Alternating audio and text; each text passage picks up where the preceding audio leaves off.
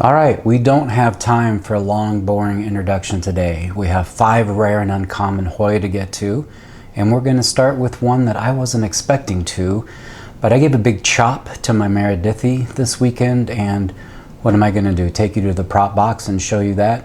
No, not today. Not going to happen. By the way, I am Dave. I am your sober plant guy in Iowa City, Iowa. This is Jennifer. Jennifer is a possible cross between Incrissata and Finlaysonii, and it is known to be a moderately slow grower. I have more to say on that in a moment. This is a propagation from the mother plant that I started with one node last fall, and this is it now. Quite a large plant. And look at these leaves. Let me get a good one here. They're all good, but let's get a close-up here. Oh my. Beautiful. This one looks like it hasn't quite hardened off yet.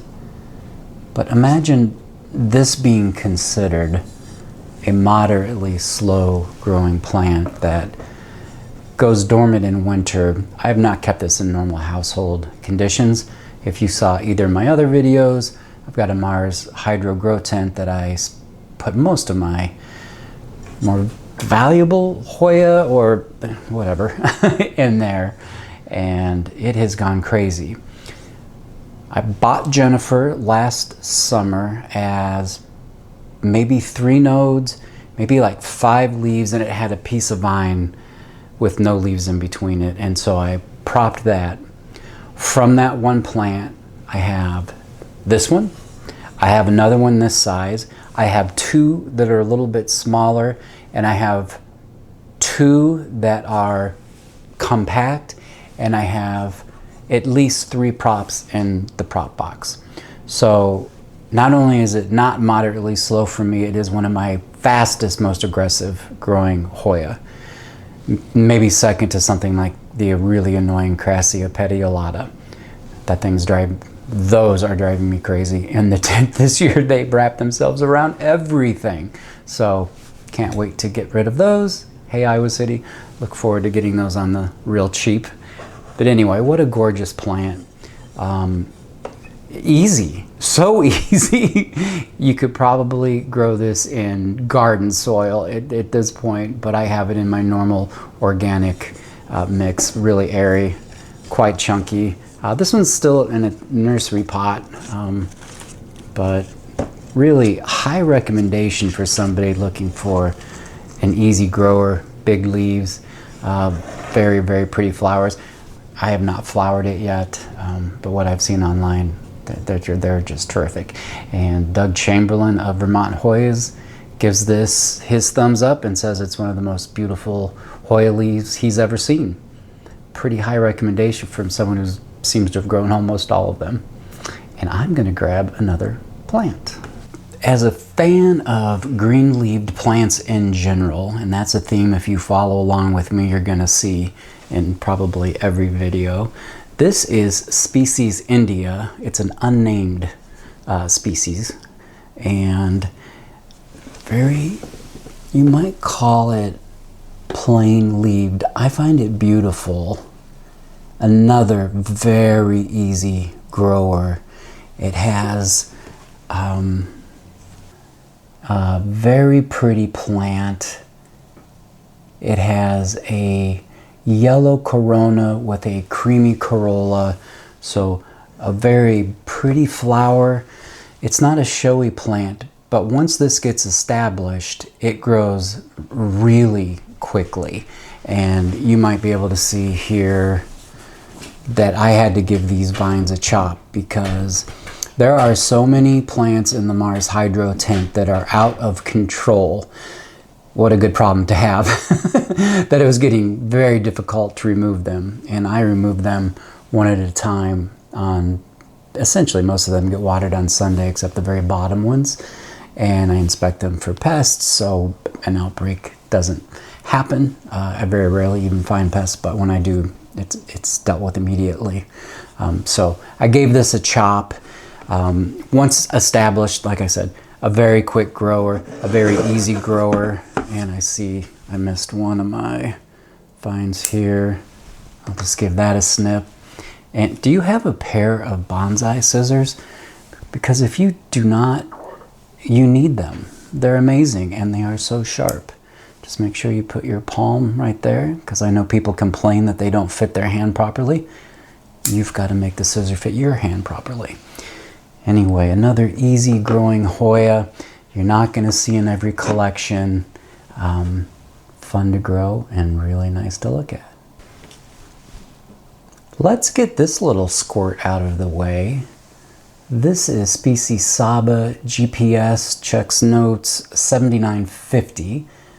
That is named after Paul Shirley. This is obviously a new acquisition for me. It is known to be a quite thirsty plant as it grows and needs uppotting fairly regularly, as I understand it. And it likes it warm and humid. This, no surprise, is in the Mars Hydro tint because this is an extraordinarily beautiful adult plant. So I was very excited to get this from my friend Kim at Crazy Plant Gal up in Cedar Rapids, Iowa.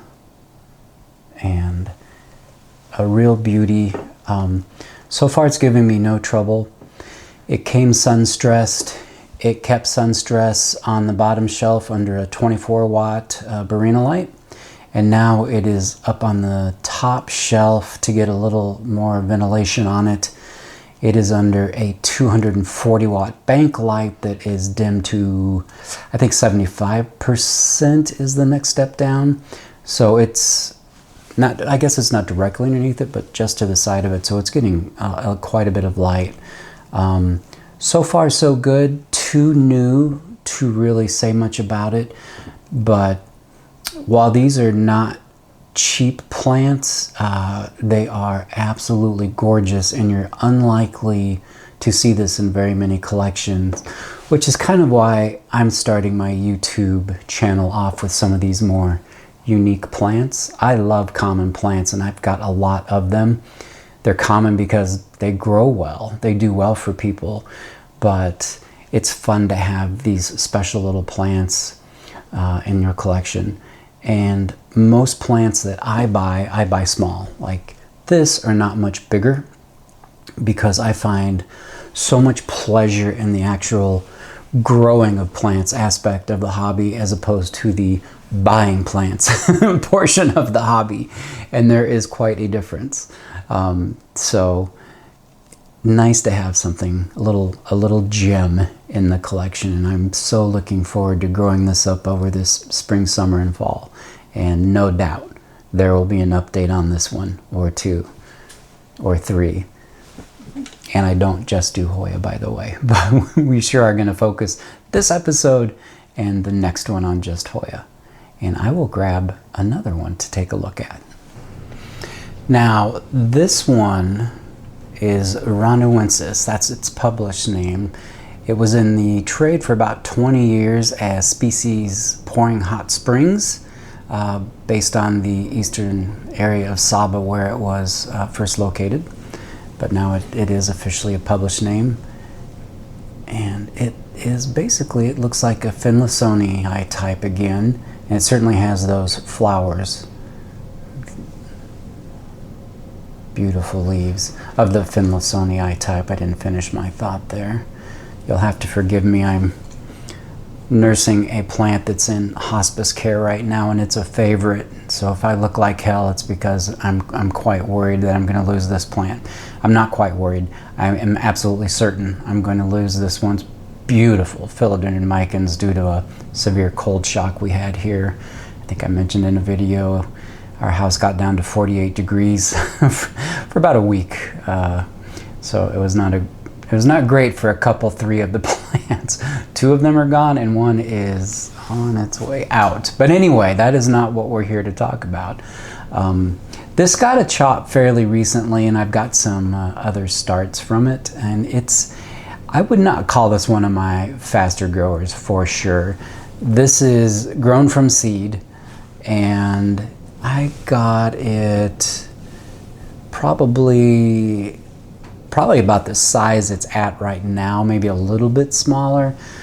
But again, I took a bunch of propagations from it last late summer or early fall, and they're doing well, but they're not growing particularly quickly. Certainly the exact opposite of the experience I'm having with Jennifer right now. So it's a really pretty plant. It's like a lot of Hoya. You'd have to have a little bit of patience to grow it, but it's a beauty, and I really enjoy it. No special care at all on this one. This one could be living outside the Mars Hydro tent, I am sure, without any problem. It's kind of a space issue more than anything at this point. And I was hoping that the tent, the humidity, the consistent 14 hours of light would help it along to grow faster, and I think it did, like everything I put in there, just not as fast as many of the other ones. But I would say well worth adding to your collection. These aren't terribly expensive when you can find them. Certainly not compared to the Paul Shirley one I showed, and it's, well, compared to most of the ones that I'm going to be showing you. But a really nice one to have. And I think we've got a real banger coming up, so I am going to grab that. And I do have a hot tip I'm going to add at the end that I'd almost forgotten about, so let's stay tuned for that. Okay, and to wrap up episode 3 of Rare and Uncommon Hoya, at least on the US market and in most collections, this is a plant I purchased under Fusco marginata, also known as Vitellina. I do believe those are still synonyms for each other. If you know differently, let me know in the comments. Of course, I would love to know that. This is another Borneo plant, and it is one of my absolute favorites. It is one hell of a plant. This thing is gorgeous. I'm probably going to re-trellis this onto a tower, but it gets these excellent dark margins, big leaves. This is the newest leaf, and you can see it's really, whoops, putting on some size. And down here, the older leaves. It is one that is somewhat prone to overwatering, so it is, let me see if I can get a shot of the substrate there without pouring it out. I'm not sure that I really can.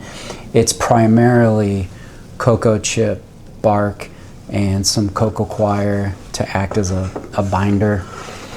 It's a mix that requires more frequent watering on the plant porch in the summer. When it gets warm, I tend to keep it in a little bit lower light, or I should say the lower light end of that porch, and anything on, which is the northeast corner, anything on the west side, this would require me to water it probably every 2 days. In episode 4, I'm going to have one of those plants that's also very prone to overwatering, and it is in that western window, and it's a compromise in substrate that I'm willing to live with because I like growing in organic matter. I just have been so successful with it over the years that I'm not in any hurry to change that up just to change.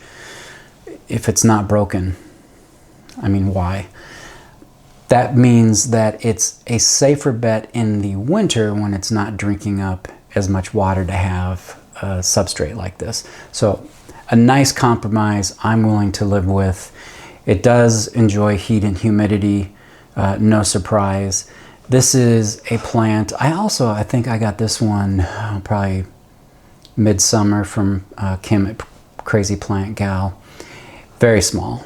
I think, I can't remember which were the original leaves, but it took quite a while to kind of settle in.